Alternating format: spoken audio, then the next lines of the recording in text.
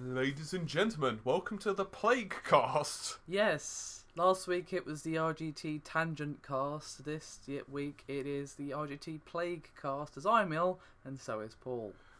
To be fair, I was ill first. Now you're just copying me. Yeah, I wonder why that is. It's almost like, infections can spread to people who spend some time together. Can't be the truth. Anyway, how have you been this week, Paul? Well, it can generally be summarised with dying. You're not dying. Man flu is not deadly. I know you want it to be, but it's not. Actually, do you want a random fact? Men actually get flu. I know. Men actually get flu worse because women. Yeah. I know. Yeah. But that still doesn't make man flu a thing. I'm sorry. It does. It means that we're dying when women just get over it quicker. It's not our fault. It's not our fault about how immune systems work. Okay then. Anywho, what games have you been playing this week? A little bit of Far Cry Primal as I try to record the graphics comparison slowly through my splitting sinus headache, and that's about it. How are you finding the game? I did do an initial impression of the game, and my what? Shameless plug. Yeah, exactly. And honestly, to be totally blunt, my opinion remains the same.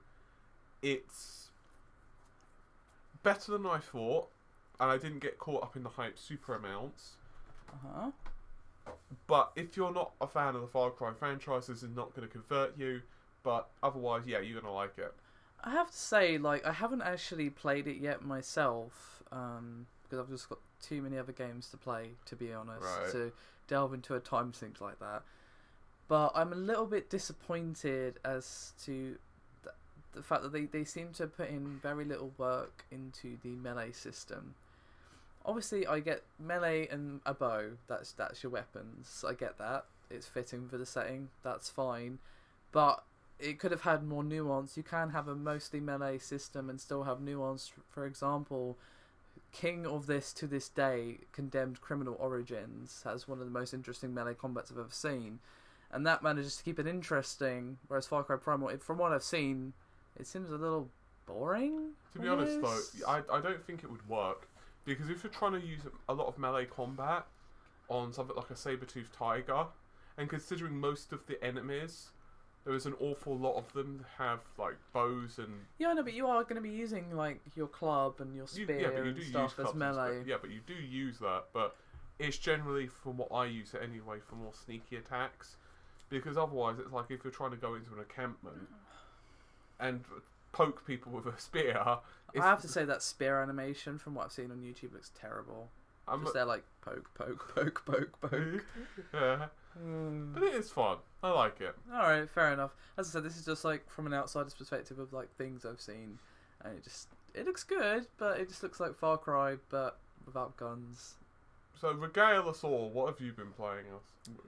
Well, I just did my first impressions review of The Flame in the Flood. Yes, that's another shameless plug, just for your information. Okay. Which is a procedurally generated single-player survival game.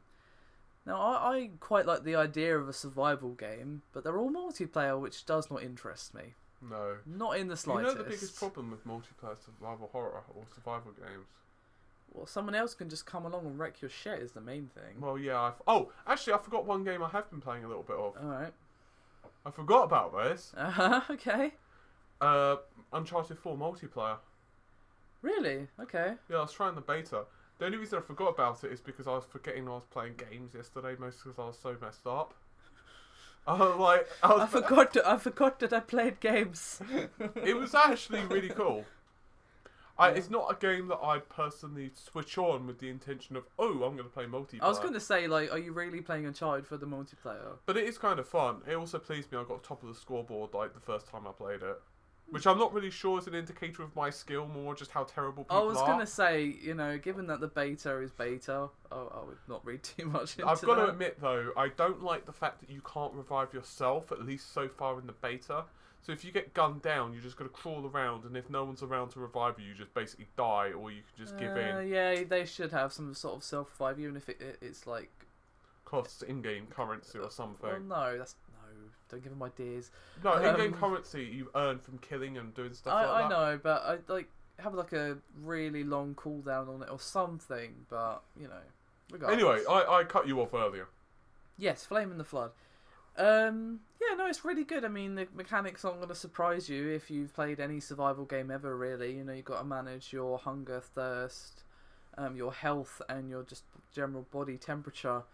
But the thing is about that game, you can get really screwed over by the procedural generation. Yeah. So, like, you could literally find nothing.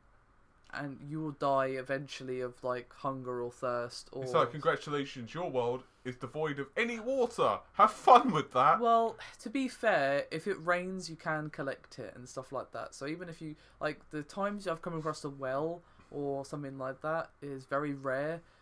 Most of my water has come from, oh, it's raining, I'm just going to hold out this jar and hope for the best, basically. Is that from your tears as well mixed in there? The only thing with doing that is obviously being out in the rain makes you wet, which in turn can make you sick. So it's that. And I guess this isn't one of those games where you can kind of poke your hand out with the jar or no, leave the jar no. outside. I've literally got to stand there like a doofus out in the rain holding the jar in my hand. I can't just like... This like there's a shack over here that I can sleep in for the night. Great, I can't just like poke my arm out and leave the jar out on the side or something. I literally have to go outside and stand there like a pillock with the jar in my hand. See, that's the problem with when games do this stuff. Yeah, I mean, but to be fair, this is an indie game that's like £15 on Steam. Fair enough. Yeah, to be fair though, you should play the survival games with me because I give you great advice. Like what? Well, look at Don't Starve. You did pretty well. Oh my god. Have we told this story before? I don't know, but... We might have told this story before, but we were playing Don't Starve. No, she was playing Don't Starve. Oh, yeah, I was playing Don't Starve. I was supervising. Yeah, he was basically being like an evil goblin on my shoulder at this time. A handsome evil goblin. Right, of course. Very, very important to stress that you're a handsome goblin. Yeah, exactly. Right, okay. Anyway, I'm playing it on the PS4. This was before Don't Starve Together was a thing, which we are planning to do at some point in the future. Yeah. Anyway. I promise not to rape and pillage your resources. Anyway, so I'm playing it, and my character keeps whining about how they're hungry, and there's no food around because, it's Don't Starve, and it's early game, so there's literally nothing around. And... I came across these evil mushrooms, and I'm like, I don't want to eat the evil mushrooms because, well, they're evil. And Paul's just saying, like, yeah, but your character's dying of hunger. You should eat the evil mushrooms. So I eat one, and the screen kind of goes a bit weird. And it's like, oh, your character's still hungry. You should eat more. And basically, I ate so many evil mushrooms to the point where my character started hallucinating like evil demon things around me, and I got killed. Question. Yes. Were you hungry? Probably, because they're mushrooms. I don't know about you, but when I've just got home from the gym and I'm starving, a plate full of mushrooms isn't exactly going to fill me up. So what you're telling me is they're not calorifically intense? No. Oh. Anyway, this is still the RGT TangentCast. It's also the Plaguecast as well, so there we go. Yeah, because we haven't even... I just realised we haven't even said what we're going to be discussing. Well, we'll get to that in a minute. We're on the games we're playing this week first. Oh. Anyway, back to Flame in the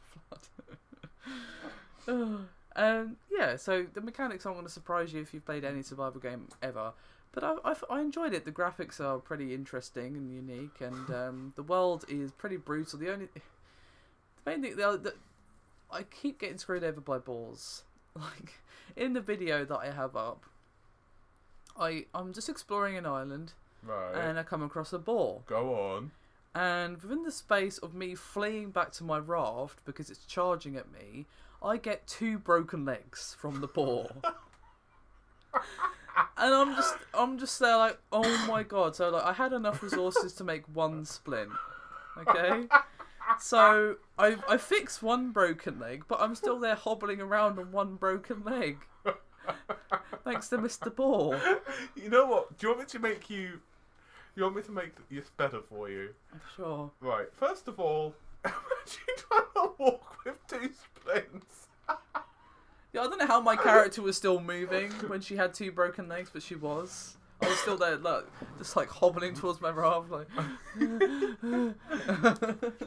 So by broken, you more mean slightly sprained bones rather than broken. Well, the game said they were broken, but the fact that I was still managing to move forward with any amount of speed, you know. Maybe if the screen had turned upside down, you could have pretended you were sprinting on your hands. Oh, anyway, I think that's all I've been playing this week. Have I been playing anything else this week? I'm just trying to rack my brain. No. No, I installed Alan Wake, but I didn't actually play it. Alright. So there you go. Anyway. Let's move on to the news, and this first one is actually pretty breaking. Just did a video on it a little while ago, actually. Plug. Fable Legends has been cancelled and Lionhead might actually be closed down. Actually, I believe. Yeah. When I did a video earlier, because information was still coming out, yeah, I wasn't 100% sure if they were being closed or not, but Lionhead are closing down. Which is very much the end of an era, because obviously, whether or not you liked their recent efforts, they've given us a lot of classics over the years, and of course Peter Molyneux used to work there, so... Yeah. Pretty much. It's all coming up, Molyneux! Yeah, to be honest though, it's like, how long has Fable Legends been in development? It is kind of funny though. It was only announced at E3 last year, but... Yeah, but there have been so many problems with it. Like what? Apparently, it's just been one of those titles where it's not, from what you've heard between the lines, beta testers have not been impressed, and they've been trying to fix it, and it's just not really gone well.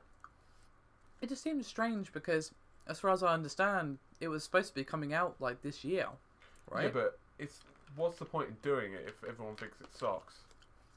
I mean, the open beta was supposed to start soon. Yeah, but it's a closed beta. That's what I'm saying. A lot of people reported that it's just not as good as what they'd hoped. I mean, let's face it. After Fable 3, it would have taken battering into the Fable name. From the start, I thought it was a strange choice for the Fable IP to make it like a hero-based multiplayer game. When it was first announced, I was just like, what? Yeah, I was kind of hoping for another single-player game, but just done in the Just go back to Fable 2, but to make Fable 4, but just not make it shit, basically. Exactly, just keep it in the old style. Yeah. To be honest, though, I had the same issues with Knights of the Old Republic when they turned it into an online thing. It's like, yeah, it carried on the story, but it that makes more sense though, because it still had like a story component, whereas this is like pure. To me, it's like, look, I'm supposed to be this like unique special Jedi, but I see so many other unique special Jedis running around, and I know, yes, the storyline's been altered to make that a thing, but the thing is, with Knights of the Old Republic 1 and 2, you're playing as like. Actually, I'm not going to say it because people are whining about spoilers, but basically, you're playing as like someone who's critical to the Star Wars canon. And then it just kind of gets turned on its head for the online component. So, yeah. Anyway. Yeah, so I guess, as I kind of theorised in my video, that people who had played the game obviously hadn't been very impressed, and the feedback they've gotten from the people who had played it obviously wasn't positive, and maybe it was to the case of, like, the feedback was so much, and the cost of the development was also so high, that Microsoft were like, do you know what? This might actually be not worth it. Yeah, plus as well, didn't they shut down another studio? Yeah, they also shut down Press Play Studios, which, as far as I recall, are also they did Max and the Curse of Brotherhood, as well as Kalimba, which I never actually played, but they've also been shut down as well. So Lionhead Studios in the UK, as well as a Danish studio, which was Press Play. So yeah. It's just, I mean, it's sad because, as I said, Lionhead are not only a UK studio, so obviously it's quite the blow to the UK games industry to lose such a big big group of talent, shall I say. But it's more just like, this is whether or not you liked Peter Molyneux's work in recent years, or Lionhead's work in general in recent years, it's still a developer who gave us classics, I think what's going to happen is they're going to have to farm it out to someone else in a few years' time. Well, it's cancelled. Development is cancelled. No, I'm saying that they'll probably just make a new Fable from the ground up. Possibly, but I think, to be honest, with this, they're probably going to be like, with Peter not working on it anymore, he was obviously the visionary, at least back in the day, so it might just be best just to leave it where it is. I mean, I'd love to see Fable 4 return to back where it was, but who would you even give that to? Who would actually be good with it? Because even Peter, I would say, is not good with it anymore after the whole Goddess fiasco. Who might be good at it? No. And it would actually solve one of their problems. Rare. Possibly, actually. I mean, given that they've suddenly decided they're making games again, that might actually be. Yeah. No, their game looks really good, actually. Exactly. So maybe give it to Rare in a few so years. as I said in my video, my thoughts go to anyone who ends up losing their job. I mean, Microsoft did say in their statement, beg pardon, that they are going to help like find people new places in Microsoft or elsewhere in the industry if that's what they want. But some people are inevitably going to be jobless over this. It's when so many people are being let go, it's going to happen basically. So yeah. Anyway, sad news, but hopefully everyone involved lands on their feet, I suppose. Next up is Tim Sweeney's UWP comments, which I did a video on as well.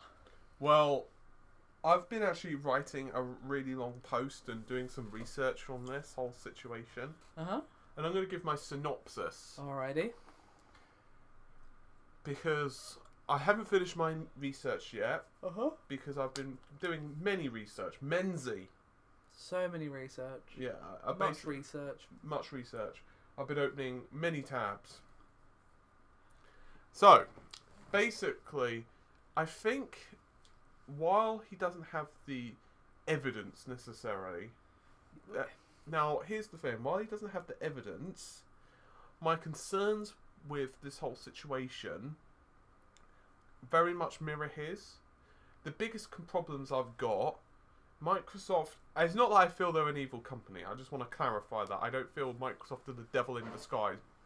But what I do feel is Microsoft are going to position themselves again to be in a really strong point in the market to influence PC gaming. And I don't necessarily feel that that's the best course of action. Is that really going to happen, though? Yes. Because, no, listen, now is not where we were 10, 15 years ago. Because there are plenty of people, if you say to them, my game is not coming out on Steam, not interested, not going to play it, sorry. Yeah, but that's not the concern necessarily that I've got. Yeah, but you're saying that they can't influence PC gaming the way they used to because Steam is the bigger power than they are, to be honest. I agree to an extent, and I am still doing my research on this. But here is how Microsoft can control, and I have not finished doing all my research.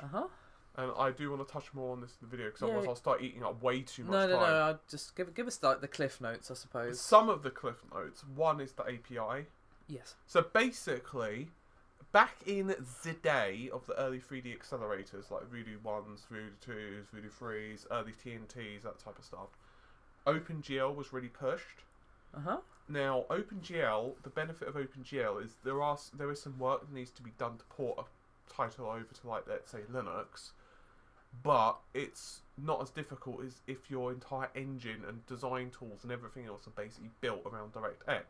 Right. Now, DirectX started to become popular, and essentially, then Microsoft moved to DirectX 9, eventually, for the Xbox 360. The Xbox 360 internals, the actual GPU and stuff is a derivative to DX9. Eventually we got to DX10. Now, the difference between DX10 and DX9 is that you needed to upgrade to Windows version. So you needed Vista was exclusive to Windows 9. To Windows Vista. Right. DirectX 10 was exclusive to Windows Vista. DirectX 11 was exclusive to Windows 7. DirectX 11.2 was exclusive to Windows 8.1. My point being that Microsoft are forcing you, if you want to play specific games using a specific API, to move to a different iteration of an operating system. And DirectX 12 is Windows 10 only.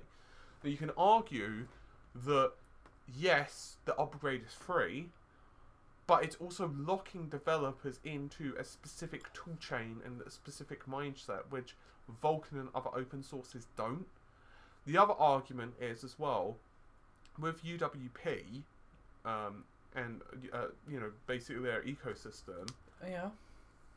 A lot of gamers are not necessarily going to want to install third-party applications, and it becomes very antitrust. Because if you're selling titles inherently built into the operating system, you're going to get an awful lot of gamers who are just going to basically go through that method of purchasing. Now, I'm not saying, once again, I've done all the research on this, so I'm probably missing certain areas. But my gut feeling is that while they won't exhibit the levels of control they did in, let's say, the late 90s on the PC marketplace, I don't feel it's a good idea to give any company the level of control on essentially a platform, because you don't want this position. You don't want to be in a position. Let's say, Microsoft decides, I don't want to release another version of DirectX because we're going only into cloud development. You don't know what can happen in 3 years' time. What happens if that occurs? Because imagine the cost incurred for the studios just to go to a different API. In my mind, what I'd prefer is for Vulkan to start becoming a thing. But obviously it's a lot deeper than that, and I am missing out several major points because of time, but I am doing the research on it. Yeah, I mean, to be honest, I think if Microsoft want to be taken seriously, they need to fix the Windows Store. Yeah, and that's they need to. It's oh my god, it's so bad. And that's the other issue as well.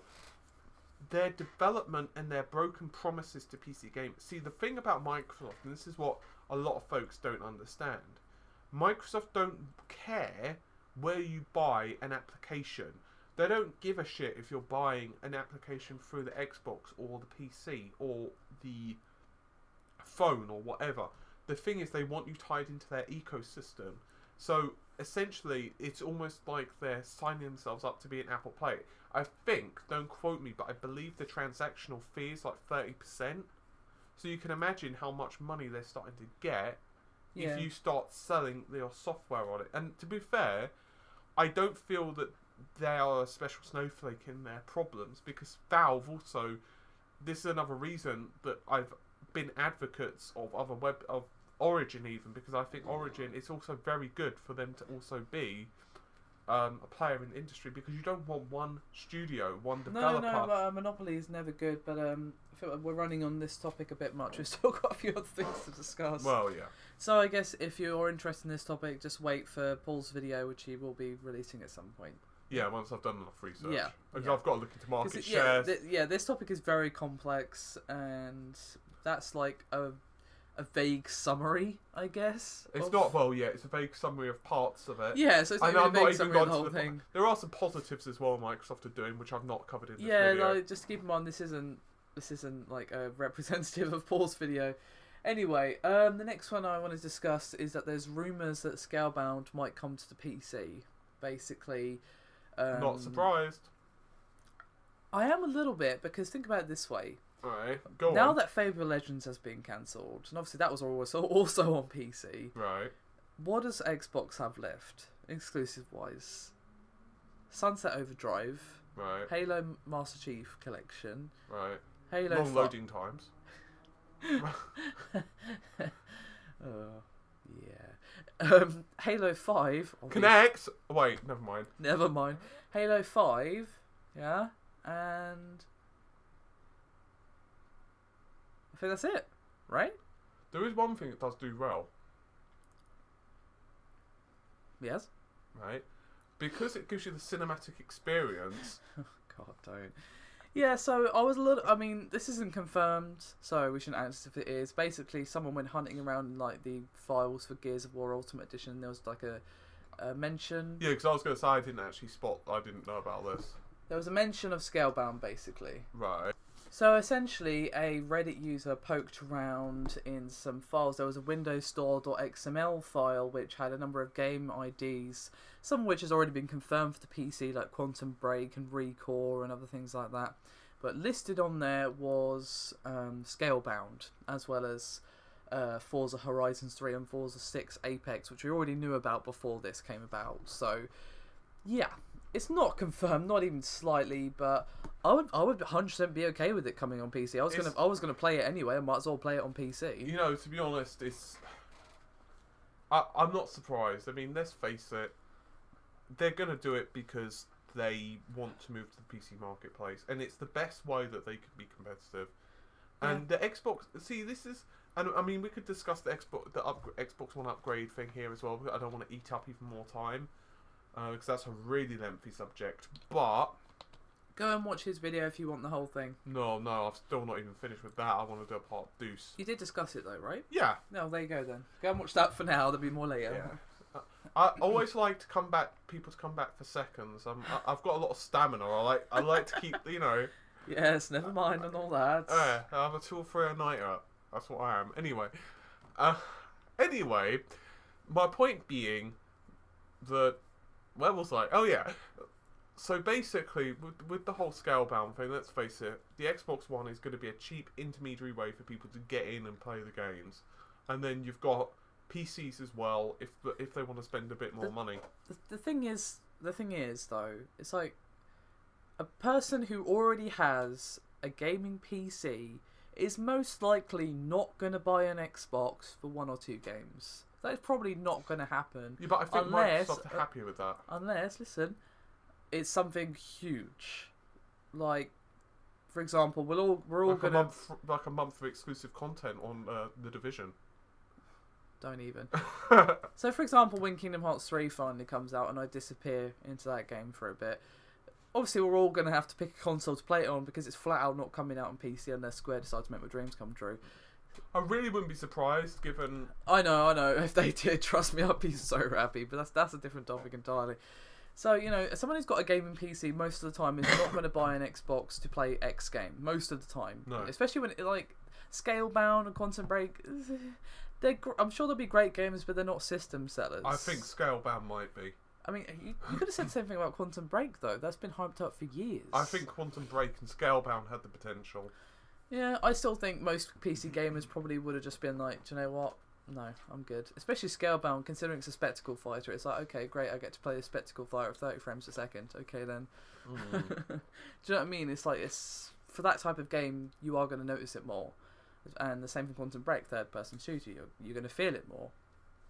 So, maybe Microsoft just realised that and thought, do you know what? We might as well make some more money and get this to more people. Which makes sense. Well, as I said, they just want the monies. And obviously, they're a company at the end of the day. They want to make money, and you make more money by making your game available to more people. It's pretty simple. Yeah, pretty much.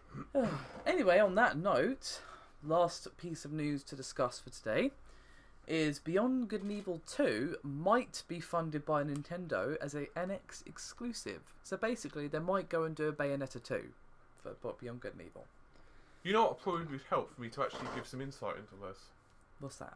If I played the original. Oh my god, how could you have not played it? Well, it's easy. Have you played every single game out there that has been universally acclaimed? Of course not. Well, there you go.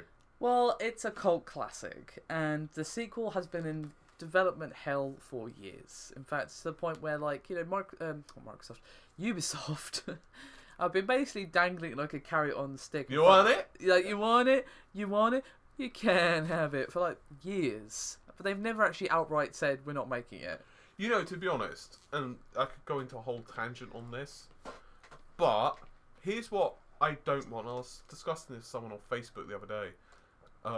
What I don't want with NX is for them to release the NX, whatever state that system happens to be, and I don't care if it's got 1 teraflop of computing power or 15 billion, which would be pretty impressive.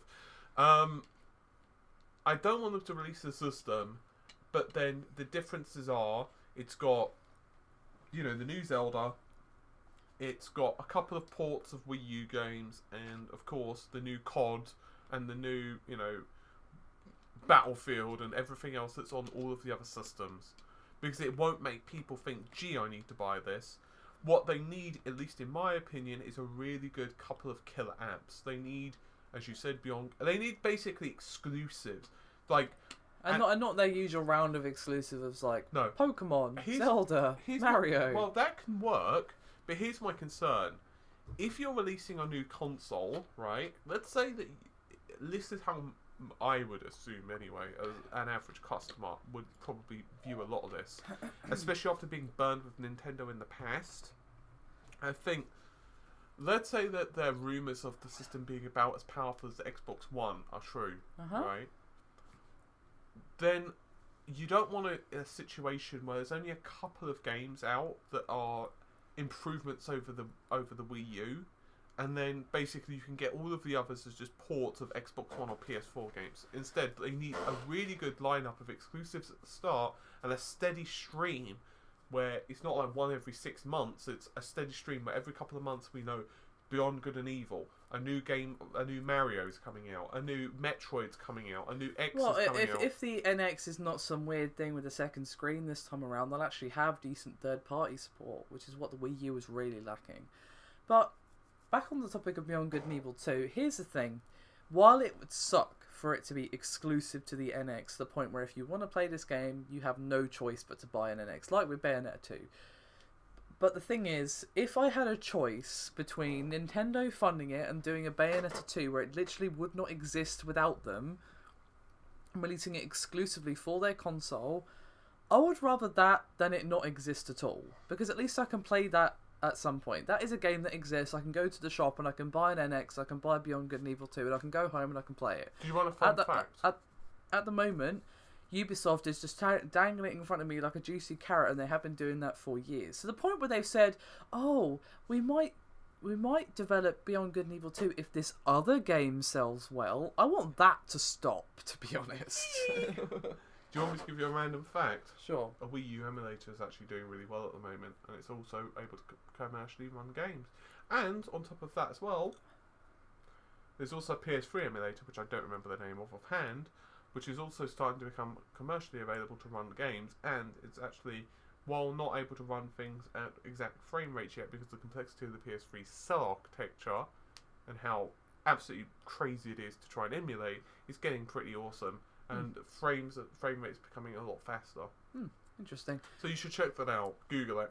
Yeah. YouTube it or whatever you want to do it. Yeah, the TLDR of Beyond Good and Evil 2 is I'd rather it exist as an NX exclusive than it not exist, basically. Yeah, it'd probably be like, the Rise of the Tomb Raider exclusive. Anyway, let's wrap this up. We have one question this week from Dan P, and he asks, Konami sells you the license to Silent Hill for a bag of Whatsits. Which developer would you choose to develop the game? Just to be a spoil sport, you can't use Kojima Productions. I wouldn't actually... Alright, do you want to answer the question first? Okay. If we're talking Dreamland, these developers have an infinite well of money to make this game. Alright? I have two developers that could either work on, either one could do it, or in Dreamland, like the Dreamland's Dreamland, they could work together to make a superstar tag team developer. So the first choice would of course be From Software. They have shown many times they know how to make an absolutely killer atmosphere and make a horror game without actually making a horror game in the form of Bloodborne. Well, it has a lot of horror tropes of like dreading each enemy encounter and just like this oppressive feeling of dread over everything, which you would find in a good horror game like Silent Hill 2, just for example. Yeah, but I don't necessarily know if that translates to Silent Hill. Because all they're going to do is be like, you need a bonfire. Hey, do you know what? No, I'm sure they're capable of doing things that don't involve bonfires. The other choice, and this is where the infinite well of money thing comes in, would be Frictional Games. Now, obviously, they're an indie developer. I'm not sure how small their team is, but it's probably fairly small. But they have shown, again, to know what they're doing with horror games. And the Dreamland one would be if they work together on that. So, From Software and Frictional Games working togeter. I don't know if that's a good idea. I think their styles are too different. But regardless of that, either one of those developers I would personally be happy with, I think. I can't think of anyone else off the top of my head who I think would be good for Silent Hill, other than the guys who made like the originals. So, what about you? Glad you asked. Mm-hmm. You know how early I was struggling? You were struggling. Yeah. When we were discussing this earlier. Yes. Right. Well, my brain, it was working on it, mulling it over. It's just whirring away in the background. Yes. And suddenly it dawns on me. Uh-huh. I realised a really obvious point. I was going to say Capcom, and then I realised that I want someone to give it someone competent. So instead, I just...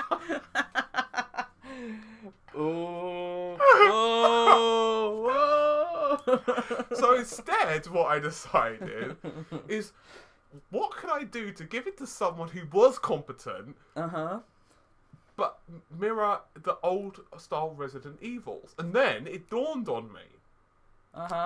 Now, I'm fairly certain that I've told you previously that Shinji Mikami had wanted to make Resident Evil 4 exclusive to the GameCube, and he had said in an interview that if it comes to the PlayStation 4, he would, and I quote, chop his own head off. Right. Then I realised, what was the key characteristic of the old Resident Evils compared to the modern Resident Evils? Well, the main reason was Shinji Mikami's involvement. Then I remembered that Shinji Mikami now works at Tango Gameworks. He made his own company, yeah. Exactly. So therefore, and I think you get where I'm going with this. You gonna give it to him? Yes. I don't know. Yes. No. Yes. No. Yes. He does not know what subtlety means. The Evil Within is amazing. Really? Yeah, I loved it. I really loved it. I wasn't that impressed. Have you played it? Yes. How much? I don't know, a couple of hours. I loved it, and I honestly think that could work. The other it was alright. It was Resident Evil rather than Silent Hill. It was action horror, not horror. I think it worked really well. And yeah, for that style of game, I just don't know if I'd give him Silent Hill. That's all. I probably would. And the other potential. Yes. I've got 3. The other one is an obvious one from Software, but my concerns with them remain the same. I think that they're far too focused on combat, and I don't necessarily know if their team. I'm not saying they wouldn't, but I'm sure they'd manage. They seem like a talented group of people, and they certainly know how to make an interesting world and deep atmosphere. So they've got that down. Yeah, but it's more of a narrative. It's more of an incidental story. It's a story of a world that... Yeah, but that's kind of what Silent Hill 2 does in particular. It's a lot of saying stuff without actually saying stuff. A lot of stuff in the background, which is what Dark Souls is famous for. Like, there's this whole world around you and there's a story around you, but it's not ever told to you in the traditional sense of, here's a cutscene of 2 characters explaining the world. I think if they were going to do it, I'd like them to do it in a slightly different style. Yeah, obviously it's not going to be like the old Silent Hills. It's going to have their flair to it, that's fine, but I feel like they would do a good job. Anyway, and the other option is I would potentially give it to a studio, either EA or Ubisoft. And I know you're giving me this look of filth, of disgust, of concern, but here's my logic. They've got so much money. Yeah. Just say it, please. They've got so much money, I believe that they would have enough cash to be able to get the proper developers, and they would be able to get the right team behind it. So they would be the publisher. They would basically be able to get the team of who I would like to basically get into it. But so essentially, I would go up to them and say, "Excuse me, Mr. Ubisoft. You know how there's this game that everyone basically would probably orgasm over and bend over and give you blowjobs, right? Well, it so happens that I've got this license now, Mr. Ubisoft. I realise that you're probably slightly concerned about this, so I'm happy to take 1% of the profits or 5% of the profits. The rest are yours. However, I would only do so if." And then you list a couple of potentially good horror directors, and then you go in that way. Okay. Well, do let us know your thoughts in the comments. Who you would choose to develop Silent Hill in Dreamland? When money is no object, which developer would you give it to? I'd love to hear some thoughts from you. Right. So, as you probably know, the last few weeks we've had a bit of a giveaway going on. We have. And now we've finally got the winners. We do. For you. So, before we continue, if you're being announced as the winner, you're gonna have to get in contact with us. Well, yeah, I'll go through that after I've announced the winners. Okay. I was trying to add a bit of a suspense here, make them sweat. Well, so our first winner is. Shall we do like a drum roll? Yeah. But I have no idea if that came through on the mic. It probably did. So, Trogdor8 Freebird, who wanted Fallout 4 on the PS4 because he likes to live dangerously because he doesn't have the case. Yeah. You still haven't looked for it. To be fair, I've looked, just not very well. Yeah, we'll have to find something else to put it in. And the other winner is actually Dan P as well, who wanted GTA 5 on the PS4. Yeah. So, Mr. Random Number Generator has gifted you both this very fine day. Yeah, so once again, just repeat those names. So, Trogdor8 Freebird, who won Fallout 4 on the PS4, and Dan P won GTA 5 on the PS4. So, if you want to claim your winnings, for Dan P, because you entered on Twitter, just send us a direct message with your email address, and then we will Or you can do it on Facebook because you've Facebooked us before. Yeah, either one really. Just tell us your email address and then we'll go from there. As for the other winner, Trog.8 Freebird, because you did it on YouTube, message us directly on YouTube, but because we don't get notifications on that anymore, I highly recommend you then email us at contact@redgamingtech.com with your YouTube email address and username, etc., and then I can double check it's you. Or if you do have social media, you can just message us directly on Facebook or Twitter. I just don't want to assume you had one because not everyone has a Facebook or Twitter. So yeah, basically Facebook and Twitter for either of you, but if you don't, then there is another method, basically. Yeah, that's pretty much it. Yeah, so I'll give you about 3 days to claim that, and if you haven't claimed it by then I'll have to give it to someone else. But for now, that is us done, I think. Pretty much. Alright, well, thank you very much for listening, guys. Pretty much. Bye. Pretty much.